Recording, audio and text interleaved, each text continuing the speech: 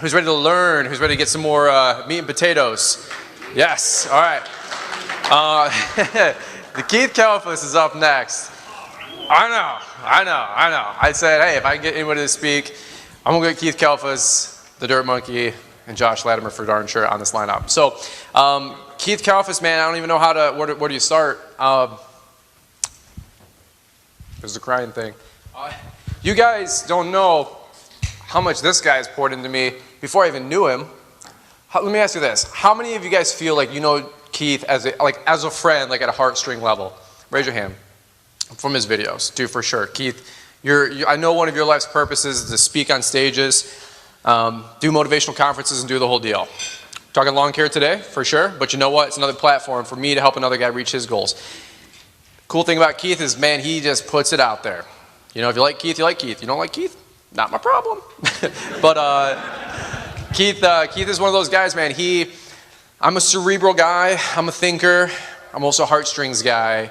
And every time I watch a Keith Kalfas video, I mean, it just hits you right in the gut.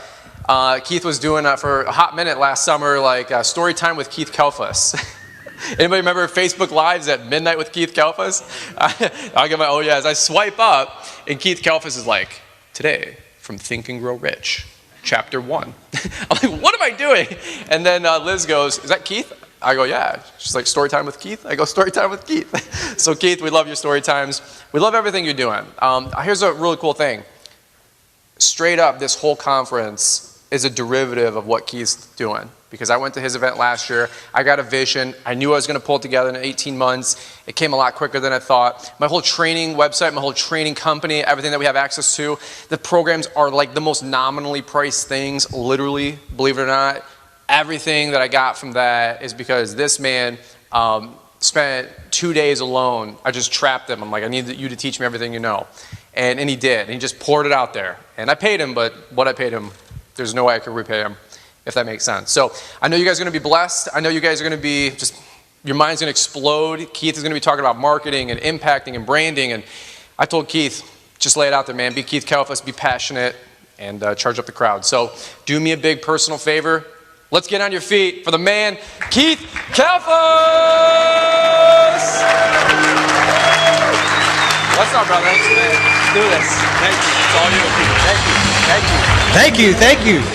Give it up for Brian Fullerton. Yeah. Guys, yes. I want to talk about knowing your worth.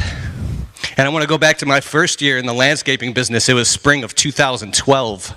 And I got a call from a client. It was a referral. He referred his rich friend to me because I did really cheap work. And I didn't know that at the time. I didn't even know my worth. And so I show up at this property. It looks like this old abandoned mansion. And there's like weeds up to here. Everything is filthy. The windows are dirty. We do window cleaning.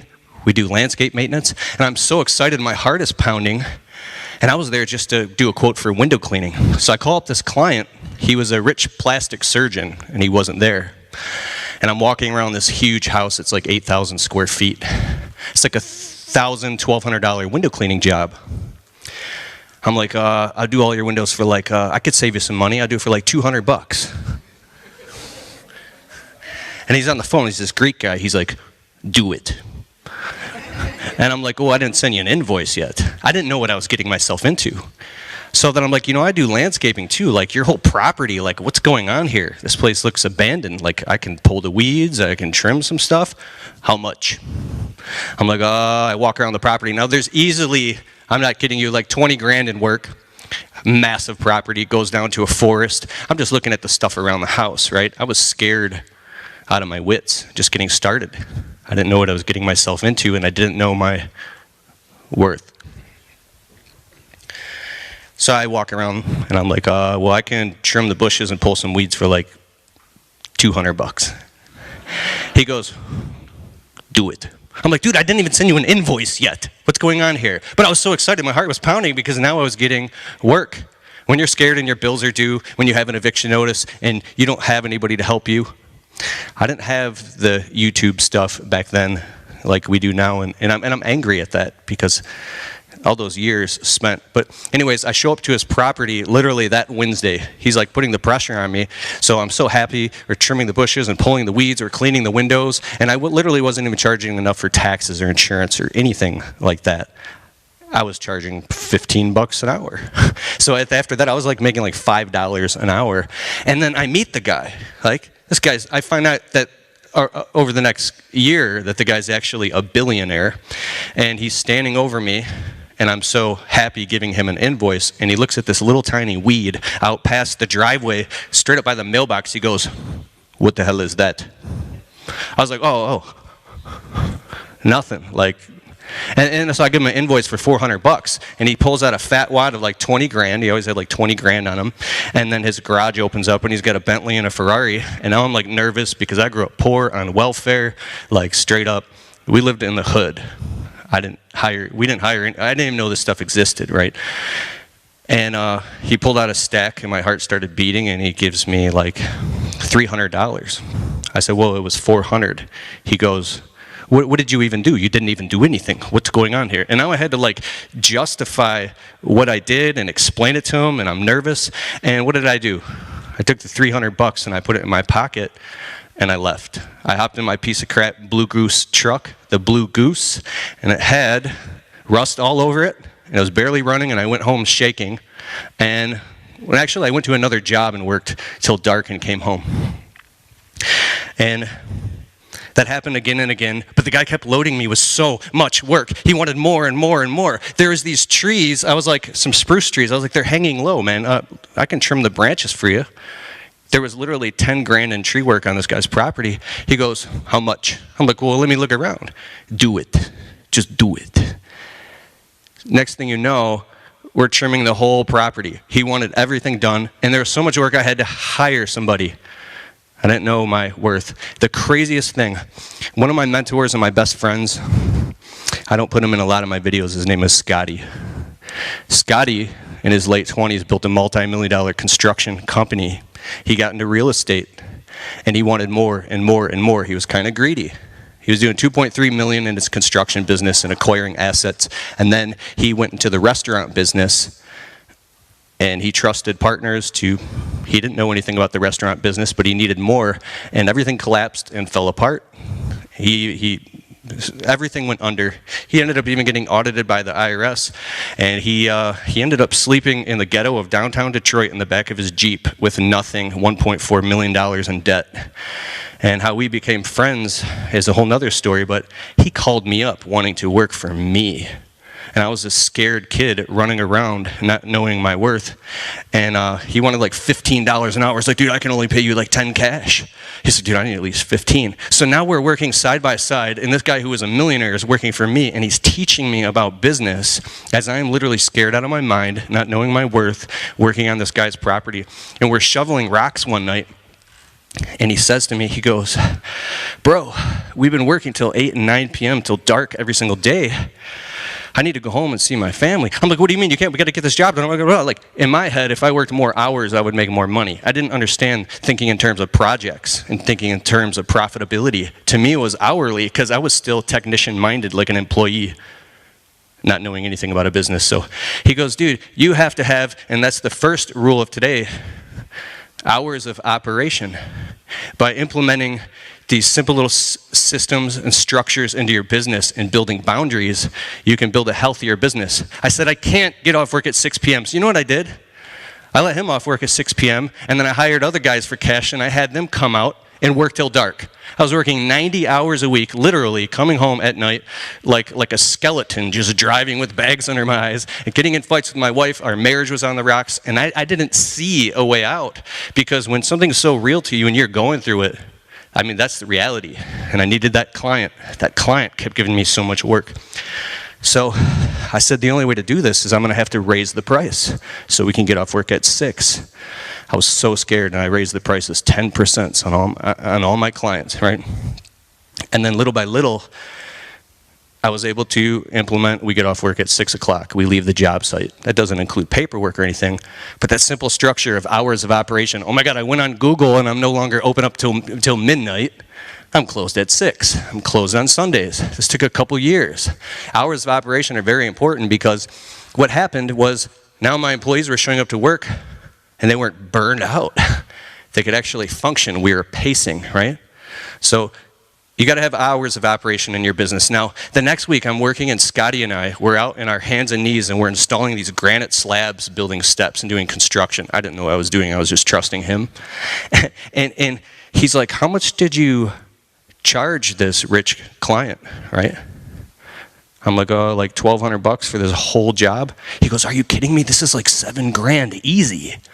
How are you even making any money? I'm like, I'm not. I'm terrified. And I'm actually doing jobs on the weekends and on the side to make money to pay my bills when I'm working for this client for free.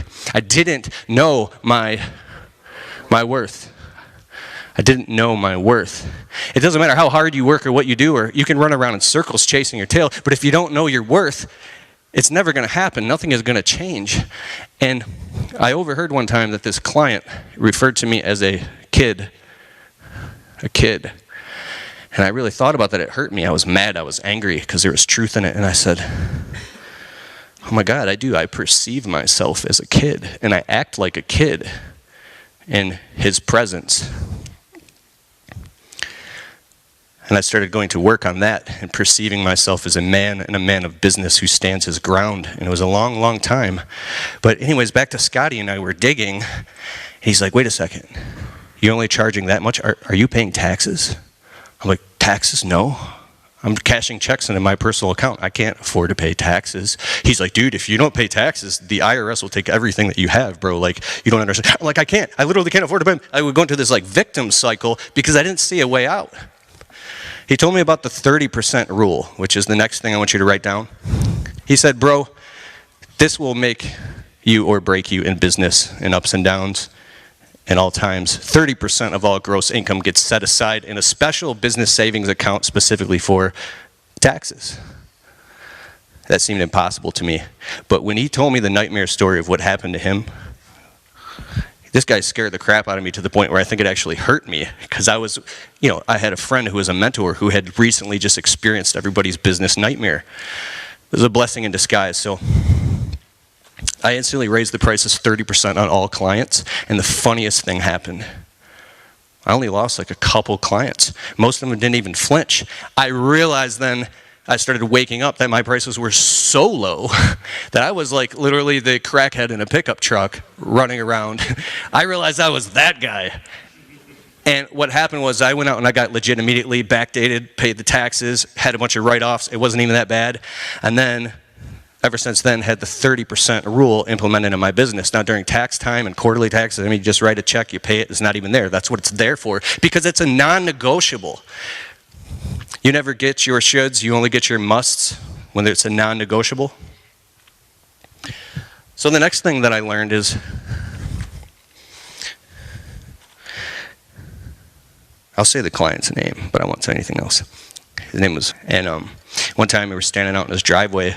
I'm like, dude, that watch is insane. I'm like, he goes, how much you think this watch cost? I'm like, I don't know, like $6,000. He's like, 500,000. I'm like, get out of here. He showed me the receipt. It was $500,000. I'm like, why would you spend 500 grand on the watch? He's like, because this is exclusive.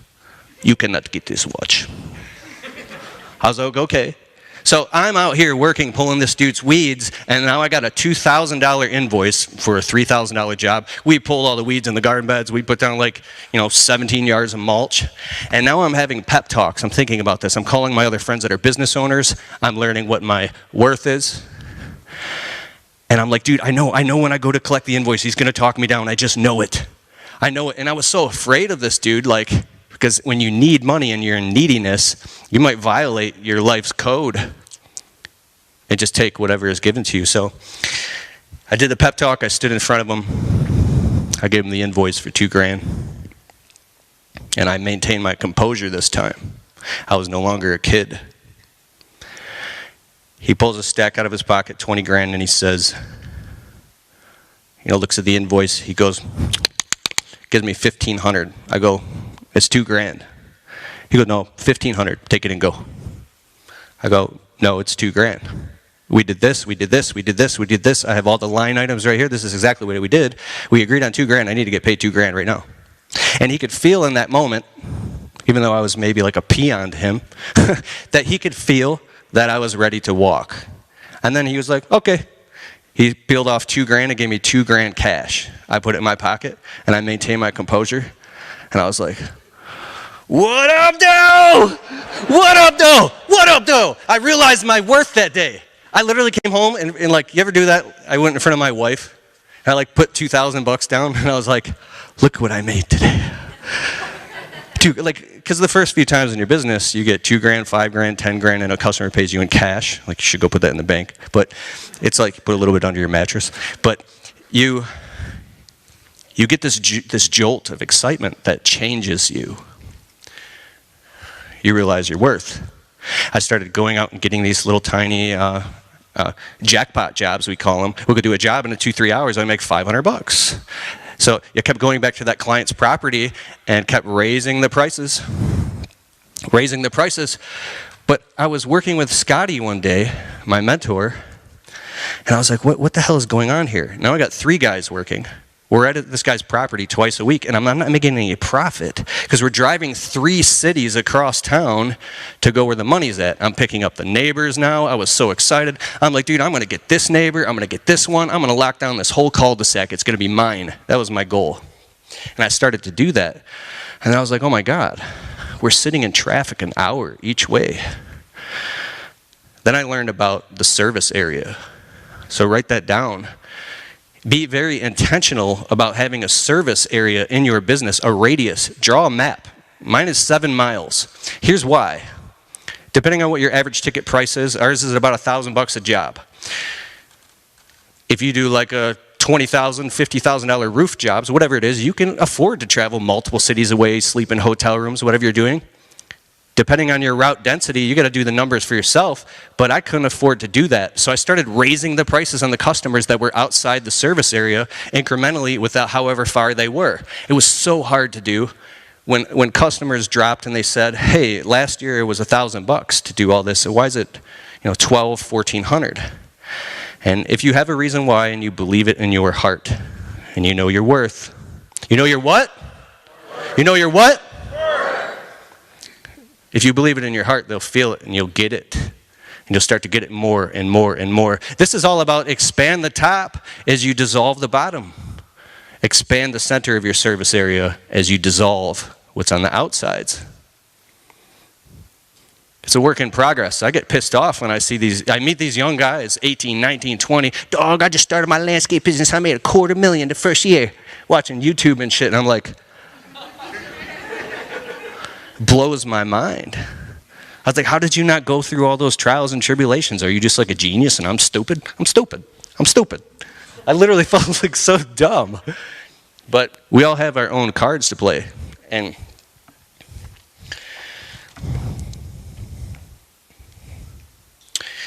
realizing your worth is the most important thing. I'm going to check my notes here. And my time. How much time do I got? 10? Nice.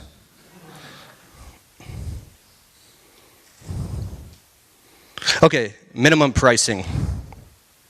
It's a rule that can be broken.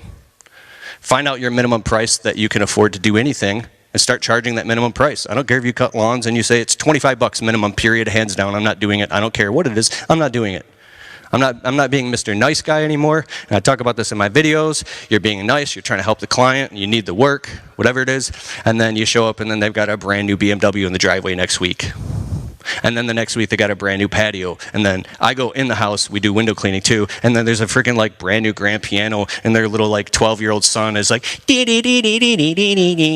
smiling and shit. So you start thinking like, I deserve that too. Don't I deserve to have a good life? Come home to your trailer, your crappy apartment. I had crackhead neighbors stealing. I had brand new shoes. And I put them outside of our front door, and our neighbors stole them twice. My wife was going down the steps in the middle of the night, scared, doing coin laundry at our one-bedroom apartment. It was those really, really, really painful times that make you look and say, you know what? We deserve better than this. So you become vindictive. You get angry. It's not the right thing to do because it'll backfire on you. But with your clientele, if you have to get angry and whatever it takes to get angry to realize your worth, to start charging the prices that you need to charge to make it happen, then that's that place that you have to go temporarily until you can balance back out into equilibrium. But I'm telling you, you're definitely worth it. Say, I'm worth it. I'm worth it. Put your hand on my chest and say, I'm worth it. Let's try this. Say, I'm the boss. Turn to your person to your left and right, and give them a high five and say, I'm the boss. Yeah. You are the boss, so start acting like the boss. I had to have these pep talks with my entrepreneur friends. I'm like a wuss shaking in the truck, all this crap. You are the boss of your business. You're the boss. So I'll zip through this real quick when I got like 3 minutes. Don't hire out of desperation. Don't hire employees that are dealing with serious alcohol and drug issues or any of that stuff. If you hire out of desperation, it'll bite you every single time, I promise you. Pre-qualify your employees over the phone. Qualify everybody. Raise the standards of your personal excellence. Raise your personal identity. Is this dying? Can you hear me? Raise and upgrade your identity. The old you of where you started is dead and gone. Hug that person, let it go, cry it out, whatever you got to do. But today, you're an entrepreneur. And today, you get paid what you're worth. And you don't let C players into your business. Sometimes you can't always find A players. But A player is what you're shooting for. When you set boundaries and healthy expectations and train your employees properly, because you can't do it anymore. You can't do everything yourself, which leads me to the next step, is how are you going to raise your prices and do all this? I had excuses like, I can't do it, I'll lose my clients. You have to learn marketing and advertising, period. You have to get good at this stuff. What are you going to do? Sit in the office, sit in your truck and do it while your guys are out working? Tell them what to do. Have them work, sit in the truck and do marketing and advertising and drum up work and keep the hopper full. I promise you, it'll work. Open up multiple bank accounts. Read Profit First by Mike Michalowicz. That book changed my life. I'm like overly paranoid. I have like 13 bank accounts, but I feel safe now. Partly. Get the app called Clarity and install it on your phone and plug all your bank accounts into it. It shows everything where all your numbers are at. Always be marketing and advertising no matter what. And keep yourself booked at least 3 weeks out. How many people here do lawn care? How many do just landscaping? How many do a bit of both? All right, perfect. And then do your quarterly reviews and know your numbers. You can't make any decisions. I was just talking with Joshua Latimer, who's next after me, and this guy is incredible. Knowing your numbers and taking the hijacking the emotional needle out of your arm in your business. It's plugged into your nervous system because it was plugged into your survival. When you could pull the needle out and look at it objectively, that's where you can make accurate decisions. So if a kid like me in the ghettos of Metro Detroit, my mother died of a heroin overdose, my little sister came in and found my mom dead with a needle on her arm. I had a beautiful childhood, but there was hard times. We lived in homeless shelters, and I grew up not knowing what the hell was going on or who I was or what my identity was. It took a long time, and I appreciate every single one of you guys. I really, really do, for being part of this community. I love this community. I love this community. And that's why we're here right now. You know, my uncle told me when I was little, he goes, Keith, little Keith, little Keith. I'm like, yes. He's like, there's no ship coming to save you. I dropped my water. There's no ship coming to save you. And I think about that. It's scary out here. But it doesn't have to be. That's all I got. Thank you. Thank you.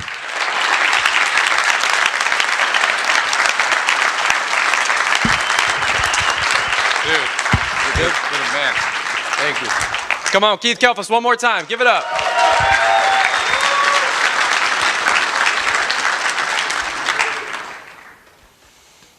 Oh, that was good stuff, Keith. Appreciate you big time. I'm not going to add to it, but actually I did want to say something. There's a quote, a poem, I should say, back in the day that I read, and it really stuck with me. It was, I bargained with life for a penny, and life would pay no more. However, I counted my blessings when I closed my scanty store. For life is a just employer, pays you what you ask. But once you set the wages, you must bear the task. I worked for Emilio's Hire, only to learn dismayed that any wage of life I would have asked, life would have willingly paid. Anybody ever hear that poem? It's a shame, because that's why we're here. I want to empower you guys like Keith talked about. And what did you guys get from Keith? It's know your worth. Man, put your foot down on life. Don't let life beat you around, because it will. Like Keith said, Liz and I, we came from nothing. Nothing was a goal. Nothing means you're at zero. We wanted to be at zero. Now we have a little bit more, and I like sharing it and blessing it with all of you guys.